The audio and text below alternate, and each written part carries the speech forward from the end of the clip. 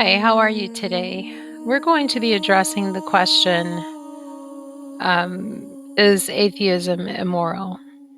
So this question we're going to examine by the sheer definition of the word atheism, and both the English defining of the word immoral and its correlation to the biblical defining of one who has this mindset. So atheism is defined as disbelief in or denial of the existence of God or gods. Now, to be clear, the word denial speaks of a refusal to grant the truth of a statement or allegation. It is the disbelief in the existence or reality of a thing, refusal to recognize or acknowledge, irrespective of possible evidence for or against. Because one individual could deem something as evidence in favor of, but the atheist may discredit it because it was not deemed justifiable to them, according to their standards of sufficient evidence in favor of. So, disbelief speaks of the inability or the refusal to believe or to accept something as true, despite the evidence for or against. There are a vast number of individuals who have declared a supernatural experience or encounter with a disembodied being or entity, such as a touch, a whisper, unexplained supernatural phenomena, healings within the physical human body, imparted knowledge and wisdom beyond momentary human perception, such as revelations and prophecies, sometimes seconds, moments in advance, other times months, years, or centuries in advance, spoken before it even takes place.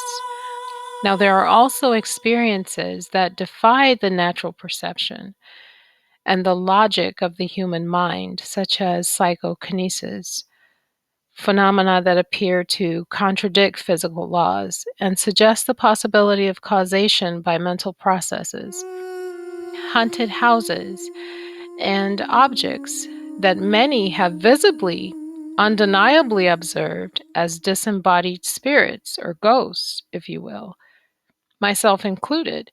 And I'm not insane, trust me, nor am I mentally challenged. But you see, when you see something with your eyes, a transparent being who describes to you the manner in which they died, and they convey to you the exact location of their physical body, seeking justice and rest, for example. This is not something that a scientist nor an atheist can deny or just disregard, especially if thousands of others have equally shared similar experiences. So there can be the evidence of something, but an individual can deny this evidence because they themselves have not personally experienced it, which does not, by the way, define or validate the truth of the experience. You are not the one who validates truths based on your personal experiences. That's not how this goes. It takes a certain level of arrogance, indeed, for an individual to believe that they are the ones who determine what is truth based on their own personal barometer of experiences and their own limited intellect. So here's the thing: disbelief in the existence of God, and not just any quote unquote God, but disbelief in the Creator to the point where his very presence is hidden from your perception. This is not a choice, it's a judgment. The thing that places you in such a position is consistent anger and denial of his existence. And it doesn't help to verbally disrespect and insult him either. In the original Testament, in the book of Psalms, chapter 10, verses 4 through 5, it states that the wicked ones, through the pride of their countenance, will not seek after the Creator. The Creator is not in all his thoughts. This ancient text conveys that the ways of such a man are grievous in the eyes of the Creator. A man such as this, who does not seek to know or acknowledge his Creator, is foolish and prideful. The judgments of the Creator are far above and out of his sight, beyond his intellect. It states that this is a trait among wicked men. There is no fear of the Creator before his eyes. There's no respect. He takes pride in himself. He's proud of the knowledge that he's attained, this measure of knowledge that sets him apart from the quote unquote low intelligence of the millions who still acknowledge, seek, and are aware of the presence of the Creator. These particular individuals are comforted and secure in their own limited intellect up until the moment that they realize that their behavior is perceived as sinful and hateful towards the Creator. Now, there are atheists who claim, I'm a very moral person. Well, by whose standards? Not the Creator's. Because you see, your standards are based on your own judgments, not His. He is the one who, based upon one of the oldest ancient religious texts, established the institution of the moral code, the standard of what is considered right and wrong among humanity. If you would like to study more into this, there is a link in the description. Can an atheist be moral? Now, immorality is defined as wickedness.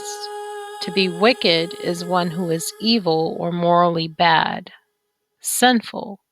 According to the original Testament scriptures, one who is wicked or evil or sinful is identified as those who violate the established laws of the Creator, the standards of right and wrong, which He established, not only within the ancient written text, but also upon the conscience of man.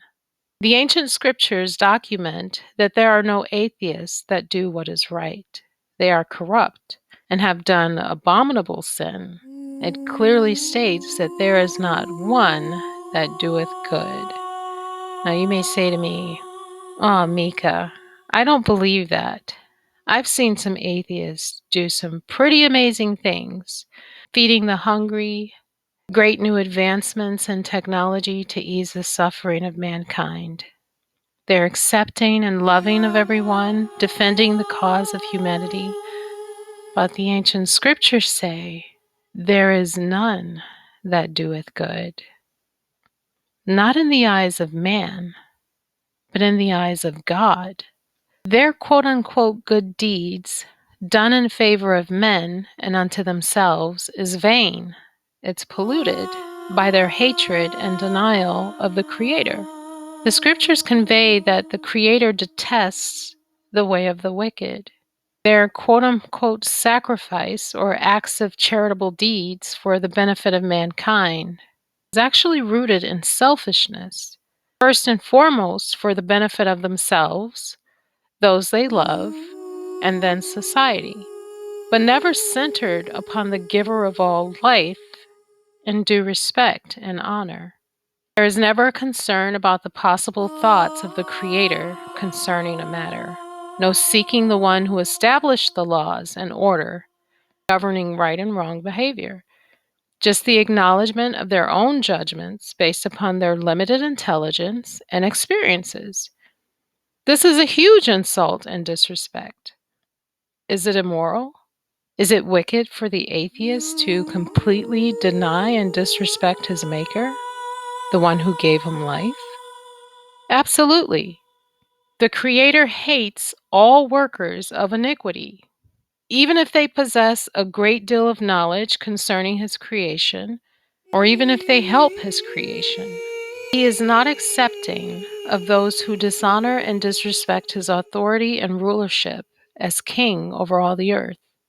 How can atheism be deemed moral when the very core of this belief does not acknowledge the existence of the one who established morality? The question must be asked, who determines what is acceptably right or wrong? Who determines what is good or evil behavior among mankind? Humans or the one who created humans? I'm the Moroccan angel. Do what is right, always.